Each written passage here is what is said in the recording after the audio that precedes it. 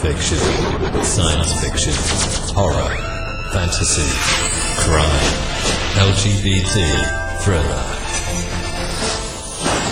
You have now entered the House of Mystery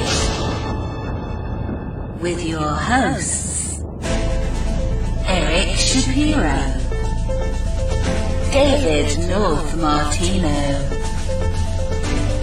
John Copenhaver, and Al Warren. Heard on KCAA 106.5 FM Los Angeles, 102.3 FM Riverside, and 105.0 AM Palm Springs. But today we're being joined by movie maker John Barbour. John, welcome to the show. Well, thank you both very much for having me on the show. It's interesting that you call this the House of Mystery, because there is no mystery about the assassination of President John F. Kennedy, because the case was solved by Jim Garrison in 1967 when he arrested Clay Shaw. And I am absolutely delighted to be here to talk to you about Jim Garrison, the murder of John Kennedy, and as a former film critic, let me ask you first, fellas, why did you invite me on the show?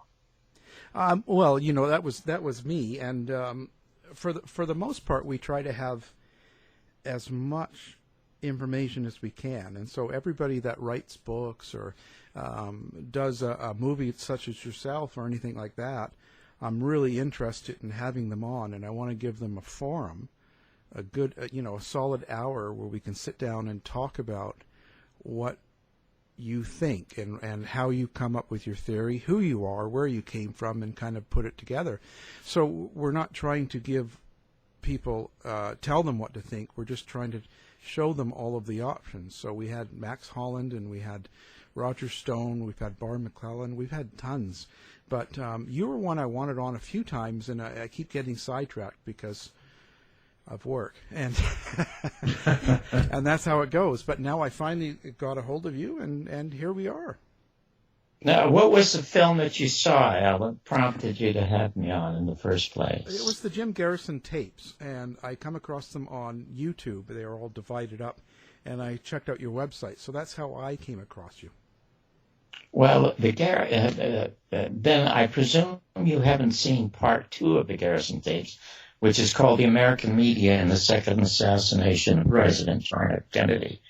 Right. Well, I will tell you this absolutely immodestly, and we can get into the story of how I got accidentally involved with Jim Garrison. And I must tell you, in my entire life, all the absolutely wonderful, magnificent things that happened to me, like getting Real People on the Air, a show I created in the late 70s, earned me the moniker as the godfather of reality television from creating that monster hit on NBC, which I ran as a producer and writer for 3 years. The very first show I got when I first contacted Jim Garrison, which was the AM show, the first morning news show that ABC did in Los Angeles, where I won my first of 5 Emmys. I'm the only one in television to win Emmys for both entertainment and news. And then again to making the second film. All of the things that happened to me, Al and Kevin, all the great things happened by accident, and all the things that were disasters were things that I absolutely and totally well planned. Now, I'm not religious at all, but I must tell you, somehow I became destined as this poor orphan kid from a dysfunctional family in Toronto, long before it was popular, to a guy that was deported from the country twice, to end up as the man who changed the face of American television with the creation of what I called the entertainment of reality, and becoming Jim Garrison's Boswell seemed somehow predestined. And I say that because that's what it looks like when I am a totally non-religious person. I was the first person in America to review movies on the news. I was 10 years with the LA magazine and 5 years at NBC in Los Angeles, brought there by Tom Brokaw. So I'm going to ask you a question. Okay. What do you guys think is the most important movie ever made in America? Oh boy. The Wizard of Oz. That scared me. You know what? That scared me as a 6-year-old kid. I hid under the seat, for crying out loud. And you know that nobody is aware of the fact that that movie bombed. Yeah. It didn't become successful until it was shown on television in the 60s and 70s. You know, when I started to make the American media in the second assassination of President John F. Kennedy, I was partially prompted to do this because when I was watching the Republican debates, if you can call those things debates, it was Donald Trump who brought up the business of fake news. And I kept wondering, where did I hear that phrase? Where did I hear that phrase? And that phrase came from the only interview that Jim Garrison ever gave in the 10 years following the loss of the Clay Shaw trial. And that was on November 5th, 1981, when I did it for a show at NBC, which we will get to later on. But he talked about fake news. And I sort of ignored it because at the time I was the writer, producer, and co-host of Real People, and I was making $30,000 an hour, so I had no interest in talking. Yeah, I remember that show. Yeah. That's it, right. And I had no interest in talking about the media at the time. But when the Trump started talking about fake news, I thought, where have I heard that before? I went back to the 3 hours of tape I had, and there was Jim Garrison talking about the birth and purpose of fake news in this interview I did in 1981. So I decided I was going to make a film. Before I made the film, I called a bunch of producers and directors and writers in Hollywood, including Harlan Ellison, my friend who just died a few days ago. And I asked them all, what is the most important movie ever made in America? Now, they said things like The Godfather and Citizen Kane, but they're wrong. They are great movies, but they aren't important movies. Important movies are movies that change and improve society.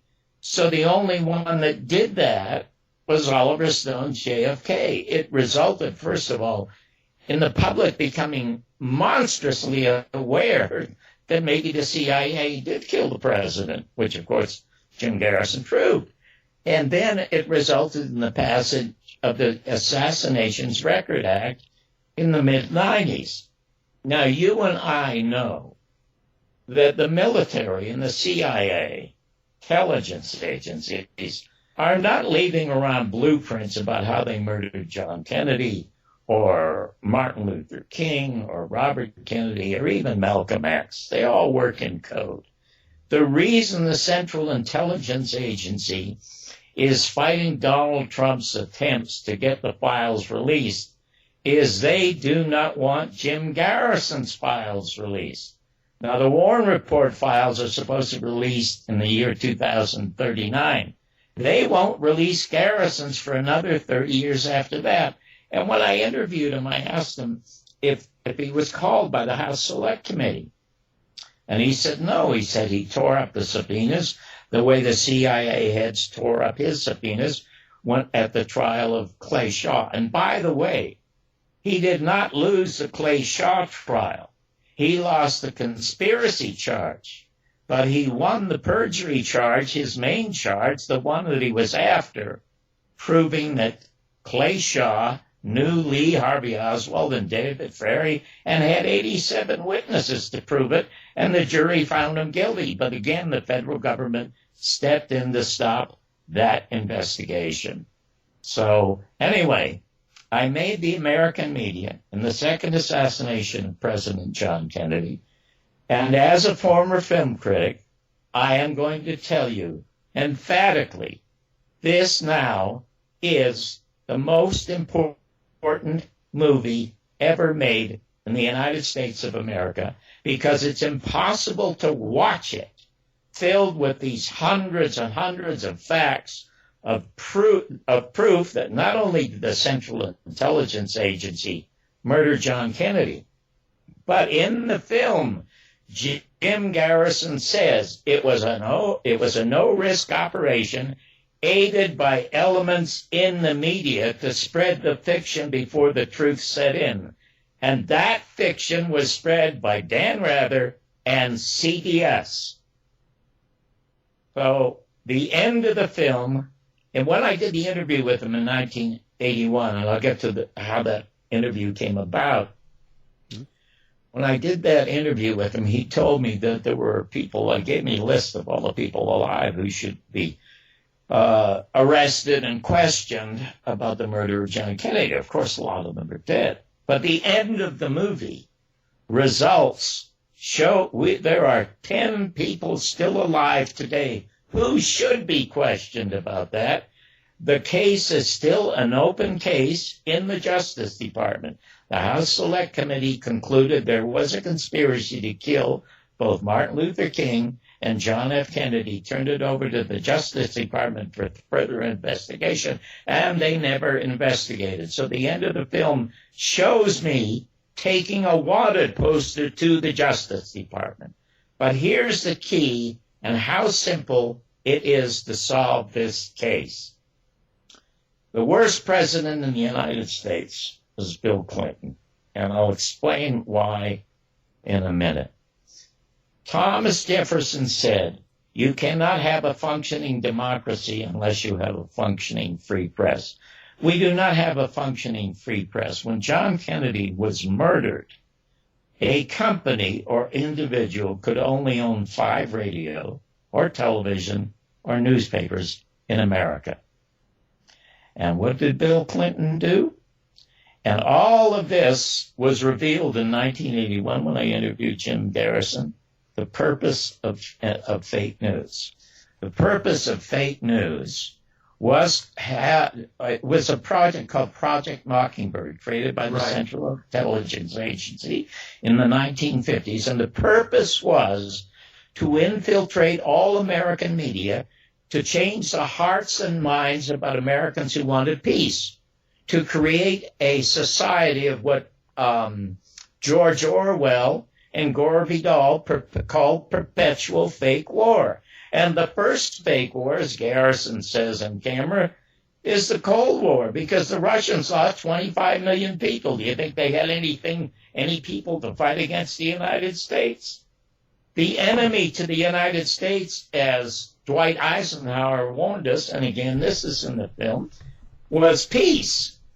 Eisenhower warned us of the military-industrial complex and to beware of the power of it. Well, peace would kill prosperity in America because the Depression was not ended under Roosevelt until America went to war. America goes to war for 5 years. Now the country is prospering, but what are you going to do when you bring back 1.5 million men? How many cars can they make? How many refrigerators can they make? How many will be sold? Everything is modeled after a year. But you can make a bomb that goes off in a second that costs $15,000. And so they created this fake war policy. The next obvious one that everybody is aware of is Vietnam, with the fake Gulf of Tonkin resolution. And then the most recent was Iraq with no weapons of mass destruction. I tell some people, Al and Kevin, do not watch my film if, like Jack Nicholson said in A Few Good Men, you can't handle the truth. Because it shows emphatically how America became the evil empire that Ronald Reagan once accused the Soviet Union of being. We all knew there were no weapons of mass destruction. And you may have heard of a woman named, I think her name is either Susan or Lucy Lindauer, CIA agent. You know who I'm talking about? Yeah, the name is familiar. Yes. Here in just a moment, though, I want to go backwards just a little bit. Sure. We have covered a lot of ground, John. but there's a couple of things that I wanted you to concentrate on. Okay. Let's go back to Project Mockingbird. That fascinates me. Would it be fair to say that program was started so that all major news networks would all be on the same page of music, and they would all put out the news that the government or CIA told them to? Well, you're going to be stunned when you see the film, because we have the head of the Central Intelligence Agency at the Church Committee in the mid-'70s admitting the Central Intelligence Agency had 400 assets in every major media in America: the New York Times, the Washington Post, Newsweek, Time Magazine, the Wire Service, and even the Reader's Digest, admitting that these 400 people were writing the news for America. Now, that's when we had a so-called real enemy in Vietnam. Vietnam was no threat to the United States, but as Garrison said, the Central Intelligence Agency, who are the hit people for the corporations had to get into Vietnam for their natural resources, which we do all around the world, from the Philippines to Latin America. Even Mark Twain, 100 years ago, opposed to the fake Spanish War and the genocide we perpetrated in the Philippines. He said 100 years ago, if you do not read American newspapers, you're uninformed. But if you do, you're misinformed. That is truer today than it was then, because now we have no enemies. North Korea is no threat to us. Iran has never invaded anybody. As a matter of fact, in the film, you will see how the Central Intelligence Agency, Dulles and Eisenhower, arranged to have a democratically elected president in Iran in the early 50s murdered. His name was Mossadegh. And the reason they murdered him is because he had nationalized British Petroleum, wanting a better deal for his people over his country's oil. And Eisenhower ordered Dulles to go murder him because he was setting a bad example.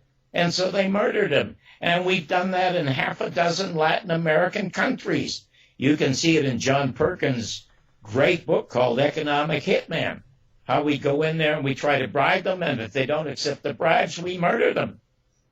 And it shows in the film how easy this is to correct. Now, I'm glad you brought up Project Mockingbird, because what Bill Clinton did, first of all, he repealed, he signed NAFTA, which sent all our jobs overseas. Then he repealed Glass-Steagall, set up under FDR to prevent Wall Street from gambling with our money. He repealed that and it cost the 2008 recession. But the worst thing he did to destroy democracy was sign the Communications Act in the early 1990s that turned 95% of all media over to 6 major corporations. Now, you guys are probably not old enough to remember, but at one time in the 50s and early 60s, the government said AT&T is a monopoly. You got to break it up. So they broke up the phone companies. Now we have a dozen great phone companies, including AT&T. The same thing happened with the motion picture industry. They owned theaters where they showed their movies. And the government said that's a monopoly. You got to break it up. And so they broke them up. They must reverse the Communications Act. Now, I told you that when Kennedy was killed, a person could only own 5 stations. There were 1,500 individual owners of television and radio stations and newspapers in the United States in 1963. Now there are only 6 corporations. And let me tell you something else. There was something you will learn about that not even newsmen on the air today are aware of, even people who major in journalism. There was a time when we had what we call a fairness doctrine and equal time. Does that ring a bell to you? Yes, it does. It's been brought up here in recent years. Well, when I interviewed Governor Reagan in 1970 when he was running for his second term, and I interviewed him on the morning show on ABC, a live show. I had to have a Democrat on. Then I had to have a socialist on.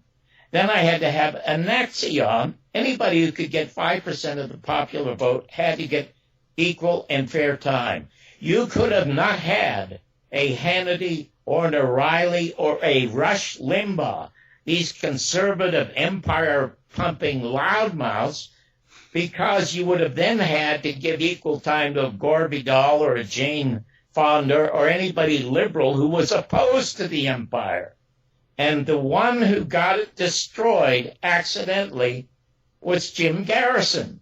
And it shows how it happened in the film. Jim Garrison, major witness, was a fellow named Perry Raymond Russo. He was the one who was at the meeting where Clay Shaw and David Ferry and Lee Oswald talked about triangulation, Dealey Plaza, the murder of John Kennedy.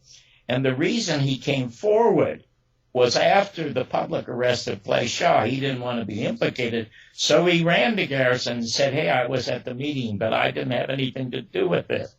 And probably the fact that he might be homosexual might come up because all of these guys were homosexuals, including Lee Harvey Oswald, who was probably bisexual. But that had nothing to do with it, because when Clay Shaw was arrested and Garrison discovered this, he ordered his staff never to say anything about his deviant sexual behavior, because it has nothing to do with the murder that he helped plan. So anyway, NBC had a fellow named Walter Sheridan, who was a CIA and FBI asset functioning as a producer.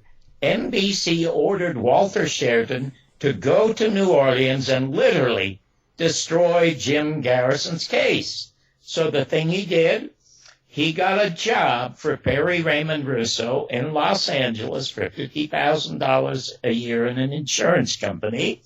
And he was going down to verify this and confirm this with Perry Raymond Russo at a meeting in a motel. Russo called Garrison and told him about the meeting. And Mr. Garrison said, Perry, would you wear a wire? So he wore a wire. The bribery was recorded. Here's the most major criminal trial in American history, and NBC and the CIA and FBI are trying to disrupt this legal trial. So what happened is Garrison brings suit against them, which the government won't follow up on. NBC should have lost their broadcasting license.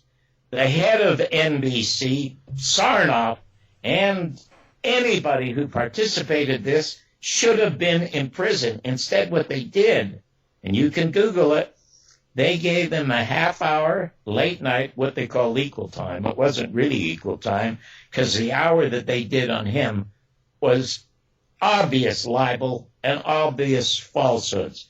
Garrison comes on camera. He even did it on The Tonight Show with Johnny Carson. He looks into the camera and said, the Central Intelligence Agency murdered our president. The people who own this country, the 1% that own this country, your vote means nothing. My vote means nothing. It's like I own shares in General Motors stock, and I can vote, and I do vote, but I have nothing to say about the design of the car, nothing to say about how many miles the carburetor gets. You have nothing to say about how these people run this country. So the owners are looking at Garrison and saying, we can't have this kind of truth on television anymore. They immediately rescind the fairness doctrine and equal time. And let me tell you, I'm the only critic in America who was challenged by equal time that was ruled on by the Supreme Court of the United States. You remember a movie called Soylent Green? Oh, Lord, yes. Just, hey, an absolutely god-awful movie. As you know, as Don Rickles demonstrated, you could always get laughs if you're really attacking somebody. So it was easy to get laughs and make jokes trashing this movie. But I felt so bad about how badly I was trashing the movie that I said, I should say something nice about the movie, folks. So I will say the sets are beautiful. Then I added, but they would be more beautiful if they'd been placed in front of the actors. Well, this quote was picked up by every magazine in America, and the producer at 20th Century Fox sued NBC to get equal time because a lot of writers who had written books that were savagely reviewed got equal time in magazines and newspapers to answer their critics. And NBC said no. So he took it to the Supreme Court in California. And they said no, you don't get equal time. He took it to the Supreme Court, and 5 years later, the Supreme Court ruled that he would not get equal time because John Barbour's reviews were of absolutely no public importance. So there you go. But you see, now on television and in the media, you can see what's happening to Trump. I mean, MSNBC about 2 months ago did a whole hour where they hired psychiatrists who said that he was insane and should be taken out of office. Now, had this happened to him 20 or 30 years ago, he could have gotten equal time to answer it and hire his own psychiatrist. You can be maligned on television and in the media and on the radio now, and you have no recourse except to go and spend your money and hire a private attorney and try to sue. Now, as for the Central Intelligence Agency releasing the files, the two most important files were accidentally released in the early 90s. They're both in the movie. And the first one, dated 1967, is from their legal department, saying we have to assist Clay Shaw in New Orleans, otherwise Jim Garrison will get a conviction of Clay Shaw, our client, for conspiracy.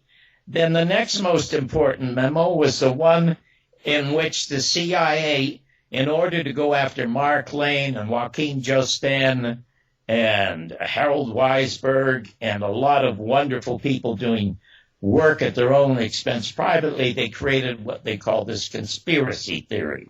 And they tried to align it with UFOs and tinfoils. So those two documents are already in the film. No, I submitted it to 22 film festivals. All of them rejected it, and in spite of the fact that the first Garrison tapes ran away with the Film Festival Awards in Europe. I even submitted it to the Moscow Film Festival, hoping that what Putin would do for me, what he had done for Donald Trump. But even they rejected it. Collusion. Collusion. Yes, but worst of all, get this. I have some very prominent friends in what they call the assassination community, and it is not a community at all. It's a bunch of egomaniacs trying to sell their $25 books. Not one of these prominent people has, with the exception of Leno Sanik on Black Op Radio in Canada, has recommended the film, and William Matson Law, who knows more about the failed and incomplete autopsy at Parkland. These are the only two people who've come out and said this is the absolute definitive film on the assassination of President John Kennedy and the birth and purpose of fake news. Because why should the others sell a $2 movie when they're selling a $25 book? So, but it is a runaway smash hit on Amazon, and all you have to do is Google the American media and the second assassination of John Kennedy, go to Vimeo or Amazon, and you can read scores and scores of 5-star, unrequested, unsolicited reviews. I'll tell you something interesting else about that. since I'm not getting any help except from wonderful people like yourself who happen to hear about it. Now, you haven't heard about the second film. You only are belatedly calling me because you saw the first film, and I thank you deeply for that. But you're gonna stand up and cheer after you see the second film. You just absolutely, almost all of the things that you're thinking are verified in that film. There's nothing theoretical about this. Everything is a fact. Not one critic in America on the major press, I mean, the LA Times dismissed it as what they call conspiracy porn. That was the review, and they called me an old, angry curmudgeon, which I am. That part of the review. Conspiracy porn. That's right, because there was no way they could refute one of the facts in the film, so they dismissed the entire film. But you know, when I screened this a year and a half ago at the Texas Theater, where Lee Harvey Oswald were arrested, there were 300 people at the first rough cut screening. There was a spontaneous eruption, standing ovation for 5 or 10 minutes. I was so moved I couldn't even do the Q&A afterwards. I was in tears. But 75% of all of those people had not been born when John Kennedy was killed. But somehow or another, there is something about his heritage, something about America that they know has gone awry since the murder of John Kennedy. And it's almost metaphysical. You know, I said earlier I'm a non-believer, but there's something about that. The word of mouth is astonishing. Anyway, 5 months ago, I get a call from Jesse Ventura.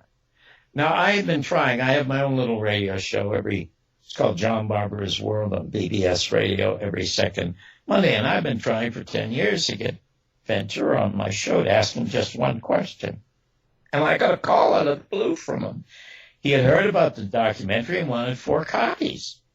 And I said, I'll send you the 4 copies if you'll do me a favor and come on my show. I have a question to ask you. He said, what's the question? I said, you come on the show and I'll ask you. So he came on the show. He's the only guest other than 2 others that I've had on for an entire hour. And the question was this. He had said casually when he became governor, offhandedly, he said the first thing that happened when I showed up at the office, there were 8 to 10 CIA agents there to question and interview me. And I asked him if he had recorded the conversations, had he written their names down, and why on earth would the CIA want to question him? He said at the time he did not know why. But he realized later what they do is they profile any independent who may turn out to be a threat to peace and to the establishment. So anyway, I give him, and during the interview, we got along great because I told him inside stories about Muhammad Ali that only he knew. We had a great time. So when the show ended, I said, Governor, on November 22nd, 2018, maybe I could come on and we could talk about the film. He said, no, John, you're going to come on right away. We got to strike while the iron's hot. 2 months ago, he called me and said, we're setting up a studio for you to go live in Las Vegas. I'm going to interview you, and you're going to be on the air. We're going to can it, but we're going to show it later. So anyway, I do the interview. The interview only lasts 15 minutes, and I think, my goodness, that's not enough time for such an important, world-changing subject. So I was depressed and disappointed, but that's all right. Anyway, 2 weeks ago, I get a note from the producer, John, thank you so much for being on the show. Here's the clip, and it's called Project Mockingbird and John Barbour. And you know what? I didn't even want to look at it because, like Richard Burton, this great actor, he never liked to watch himself on the screen, and neither do I. But out of curiosity, I looked in. The first 15 minutes of the show was about Project Mockingbird with all the material lifted from my film, which was wonderful because it's all authenticated. And the last 15 minutes was me being interviewed. And Jesse, because of time factors, had to interrupt me twice. But it was a very lively interview. And I sent him a note thanking him and complimenting on him on doing such a really good show. They got hundreds and hundreds of responses, sort of angry at him for not having me on longer to talk about such an important subject. One of them was written by a lady in Boston who's bilingual, and she wrote it in Russian. But within collusion. Yes, within 10 days, it's had 45,000 hits. Now look at how wonderful that is, but how sad it is that Jesse Ventura, when he lost the governorship, everybody knew his name. He was the most popular media person in America. So CNN and MSNBC started a bidding war to hire him. MSNBC wins. And he's to get the hour that there's some girl that's on there now on MSNBC who's supposed to be quite popular. I forget her name. But he was supposed to have gotten that hour. The first show he wanted to do was about the Warren Report. And they called him into the office, and they had papers on the desk, and they said, you cannot do the Warren Report. Or you can't be critical of the Warren Report, and we want you to sign this document that says you will not do anything contrary to the Warren Report. And Jesse said, well, that's a bunch of BS. I'm not going to sign that. So they fired him. He hadn't even gotten on the air yet. But his contract would not let him be on anybody else's show for 3 years. So the fortune that they paid him went into his building a big castle in Mexico, and he calls it the house that MSNBC built. As a result of that, there's another radio show called Radio Sputnik, sponsored by the Russians. 3 times they've called me to be on the show. How sad it is that people like yourself, now you have to be sort of underground in America, but the Russian government is sponsoring Jesse to do his show to broadcast to America. It's like the Voice of Russia or the Voice of America. He should be able to be on the air in his own native land. And that is, to me, where we are in America today. But all of this goes kind of towards your point, John. Let's go all the way back to Garrison when he was on TV. Like you said, he was on Johnny Carson, and he's looking straight into the camera and talking about the CIA killing John F. Kennedy. As we move forward, you've got people like Jesse Ventura that are out there trying to get these facts out. But the media, through Project Mockingbird and other programs that they use, their tactic now, almost a Saul Alinsky tactic, is to make you fringe. They call it conspiracy theory, and they make you look crazy because they have a majority of the media, and people rely on that. You know how simple. It's so simple to resolve. Look at Robert Kennedy a couple of weeks ago. Has come out and said that there should be another hearing for Sirhan because he doubts that Sirhan might have killed his father. All Robert Kennedy, now he got a little mainstream media, but people were afraid to put him down and call him a cuckoo bird, okay? The Justice Department building is called the Robert F. Kennedy Justice Department. If Robert Kennedy Jr. had the testicles, all he has to do is walk over to the Justice Department from his office, have a camera with him, go in there and say, this is an open, cold case. I want you to investigate the murder of my uncle, which led to the murder of my father. Now, originally, the House Select Committee was going to investigate the murder of Robert Kennedy, but they threw it out because it was so easy to prove that Sirhan did not kill him. And again, this is also in the film. Thomas Noguchi's autopsy is in the movie. Robert Kennedy was shot in the back of the head from no farther away than 2.5 inches because of the extensive powder burns, and Sirhan was 6 feet in front of him. It was an impossibility. And the CIA confiscated the photographs of a young man who took photographs of what, like the security guard shooting John Kennedy in the back of the head. It's easier to prove his innocence than it is Oswald's innocence. I mean, you're going to be astounded at the film. The facts are all there. What people should be asking Donald Trump, it is not important for the leaders of the country to answer our questions or the questions of reporters. It's imperative, though, that the reporters, to preserve any semblance of democracy, to ask the question. And the first question I would ask Donald Trump, I would say, Mr. President, if you are so opposed to fake news, why do you not reverse the Communications Act and don't let anyone own more than 7 stations in the United States as it existed in 1970? And that's the only reason that I got on television in 1970. In Los Angeles, there were huge Chicano riots. And at that time, a company could own 7 stations. ABC happened to own 7 stations, one in L.A.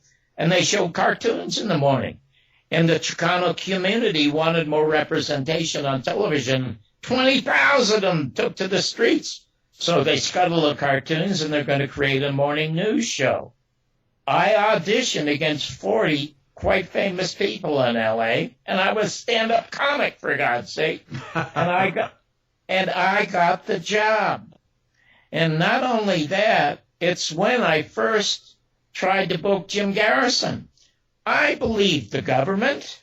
You know, why would the government lie to me? Why would Walter Cronkite and Dan Rather, why would they lie to me? Why would the New York Times lie to me? Certainly, Jim Garrison's a kook.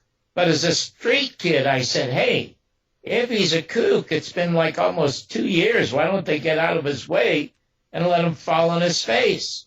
Which is exactly what he said in 1968 when he was on the Carson show. If they think I'm a kook, get out of my way. But they wouldn't get out of his way. And then again, as I said, when he won the perjury charge, the government stepped in and stopped it.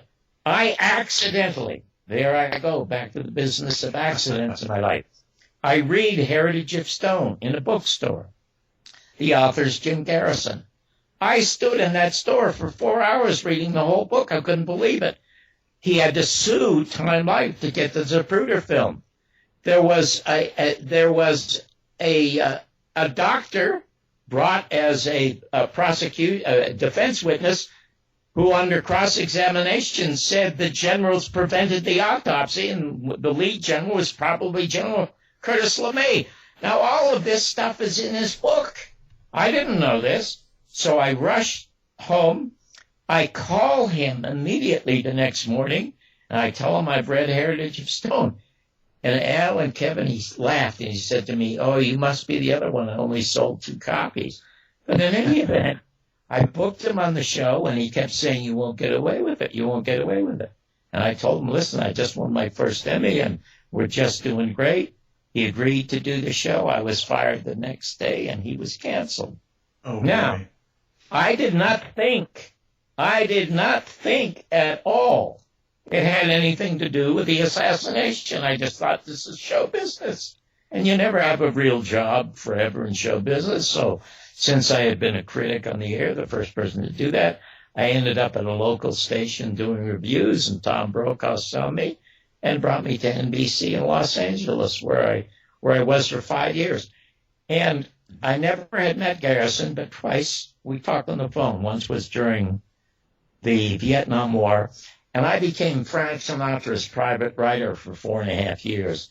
And he knew I had this long feud with Johnny Carson. And so despite Carson, he had me, Sinatra took over the show one night and had me on to do a stand-up. And if you go to my site, YouTube/JohnBarbersWorld.com, you can see that stand-up. And Sinatra, anyway, in the monologue, one of my lines was, Watergate is something that may have put America on the brink of democracy. Well, it got an ovation. And that was in like 1977. And I got a call from Mr. Garrison. He laughing. He said, can I borrow that line? And you certainly may borrow that. So That was the only conversation I had with. But in 1981, because of a very successful show, Real People, the owner of the show, George Slaughter, was offered a chance to do a news information entertainment show. Do you remember the movie Network? Oh, yeah. Yep. It was, when I was a critic, I said it's the only movie ever made in America that Americans will go to listen to.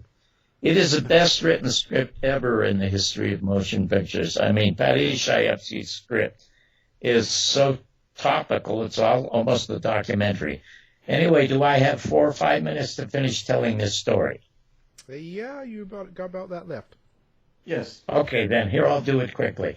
Anyway, Slaughter was offered a chance to do a show called Speak Up America, and kept asking me to help him do stories. And I said, no, I'm having enough time keeping Real People on the air. Then I read about the House Select Committee conclusions that 4 shots had been fired, so I called Garrison immediately, asked him if he felt vindicated. He said, John, I feel like a blind man who's gotten a small trophy in a very dark room, only I know I've gotten it. And so I said, well, you must be deluged with calls. Doesn't Dan Rather call Walter Cronkite, Huntley, Brinkley? He said, you're the only person I've heard from. And I said, well, I'm going to come down and tell your story. He said, John, I haven't told it to anyone in 10 years, and you're the only one I will tell it to. I went down there September 5th, 1981, put him on camera for 3.5 hours. There was so much material, it had to be a 2-parter. The first parter, you could not get into the studio because it was the first time Garrison had been seen in prime time. And here he was on NBC saying Lee Harvey Oswald had nothing to do with the assassination. As a matter of fact, the paraffin test showed he never even fired a shot. Well, it got an ovation. Now, part 2, you couldn't get in the place. It was like the Pope or the President was there. People were so hungry to hear the truth. In the interview, I asked him how many shooters there were. And he said there were 3 teams, 2 in front, 1 in back, 2 or 3 on the team. Then I said to him, how many people do you think knew he would be murdered in Dealey Plaza? And he extrapolated. He said it's a need-to-know basis. They started the plan when he turned down the air support in Cuba. So he extrapolated on a need-to-know basis about 32 people. Anyway, I had edited the story. I'm at home watching it because I'm building a new house. And I had hired Marjorie Gortner to be the host to do this story. But at midnight, George Slaughter took the story down to the editing room, and all this is on film in my film. And he was there to re-edit the story so that when Marjorie Gortner asked him on the air how many shooters there were in Dealey Plaza, Garrison says 32, which makes him look insane. The phone rings, and it's George Slaughter saying that Garrison's a nut. And I start screaming that he's a nut. I have accidentally recorded this phone conversation, and Garrison is going to sue you, and he's going to own you, and he's going to own NBC. And I call Garrison, and I'm crying. I'm sobbing. I'm sorry. Sue them. I have the audio recording. And he said, John, if I sued everyone, I would never see my family if I sued them for libel. We love your show. Please send me a couple of Real People T-shirts and keep the show on the air. Well, of course, I was finished with the show. I almost had fist fights with Slaughter the next day, and I was fired. Now, to end it up, I don't know why George Slaughter did that. I never questioned him, but I don't put it in the book. He was a very close friend with Nixon, and when George Bush was elected, George Slaughter produced his inaugural ball. So, but all of this is in the film, and I've waited for all these years for Slaughter to sue me. So in Discovery, I can find out who ordered him or suggested to him that he re-edit that film, and maybe we could also find out who was sitting with Dan Rather to tell him he must lie about the direction of the gunshot to John Kennedy's head. And it may actually have to come to that. But now, John, if people have more information or they have something that's, imperative to further investigation in this, how can they get in touch with you? Well, my email is John Sarita, that's JOHNSARITA, John Sarita, at AOL.com. But I must tell you, Al and Kevin, the case is solved. There's no more necessary information. I mean, I must tell you, I am so offended by most of these assassination sites because they're involved with endless trivia. Is that Oswald at the front of the Texas School Book Depository? Is there gunshots on the windshield? Who gives a crap? That is information that comes out of the trial.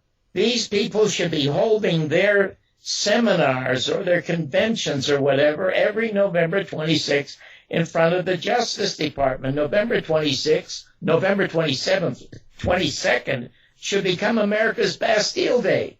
If you want to get to the root of all the problems in this country, from the assassination of John Kennedy to 9/11, all you have to do is solve this case. And the person who said that was Jimmy Carter. And they attempted to murder Jimmy Carter in Los Angeles, and the names of the assassins you will not believe when you see the film.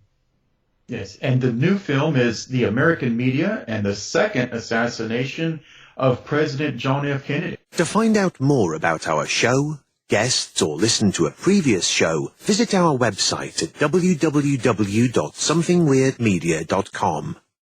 Show's over for now. Was it as good for you as it was for me? Well, good night. This has been a production of Something Weird Media. I'll be back.